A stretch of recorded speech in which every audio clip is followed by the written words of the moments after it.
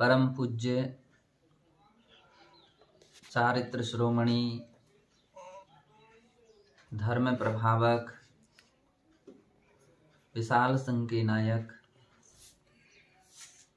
अनेक तीर्थ क्षेत्रों के उद्धारक और समाज के बहुमुखी विकास में जिनका सबसे बड़ा योगदान रहा, जिन्होंने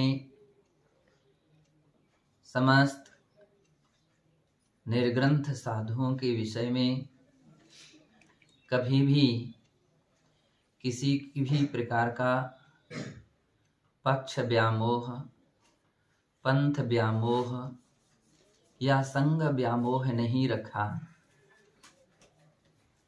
हम लोगों के पास अनेकों बार ऐसे प्रसंग आए जिस प्रसंगों में आचार्य श्री ने या उनके कुछ प्रमुख साधुओं ने स्पष्ट कहा कि आचार्य श्री विशाल दृष्टि के धनी थे और समस्त संघों में, समस्त श्रमण संघ के प्रति, समस्त समाज के प्रति, चाहे वो किसी भी देश परंपरा पंथ के हों, सबके हितैषी भावना रखते थे। एक बार ऐसा प्रसंग आया कि आर्यकाओं की पूजा होना चाहिए कि नहीं होना चाहिए। आचार्य श्री ने कहा, कोई संघ गांव में आ जाएगा तो क्या उपवास कराओगे क्या? तो बोले नहीं, जो भी संघ की गुरुओं की परंपरा है आप लोगों के लिए बिना मतभेद के उसका पालन करना चाहिए। मुझे सुनकर के बड़ी प्रसन्नता हुई। एक बार ऐसा प्रसंग आया यज्ञोपवीत का, तो आचार्य श्री ने कहा ये पुरानी परंपरा है। और राजस्थान नहीं, महाराष्ट्र में तो जिंतुर में उन्होंने स्वयं जब यज्ञोपवीत संस्कार करना शुरू किया तो सारे लोगों के लिए सहज ही समाधान हो गया। कितने सारे ऐसे प्रसंग हैं जिनको लेकर के लोग कुछ कहते थे और आचार्य श्री उसका सही विधिवत समाधान देते थे। आगम को कभी मोड़ना नहीं चाहिए। ऐसे विशाल विचार के धनी आचार्य श्री विद्यासागर जी महाराज थे और काल गति के लिए कभी को रोका नहीं जा सकता है।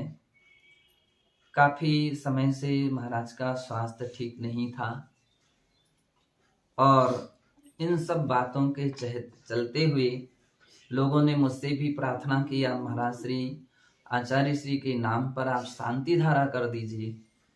दुरागोदय में पंचकलना के अवसर पर महामस्तकाभिषेक के समय में हमने आचार्य श्री के नाम पर समाधि मान जो शांति धारा भी की थी और सभी प्रकार से सभी संघ के साधुओं ने यथाविधि जाप माला वगैरह भी करने का हमने संकेत दिए थे और वो सारे कार्य किए गए। लेकिन ये सत्य है कि काल गति के लिए कोई नहीं रोक सकता है। लेकिन एक दृष्टि से हम देखते हैं तो जैन समाज की सबसे बड़ी क्षति हो गई।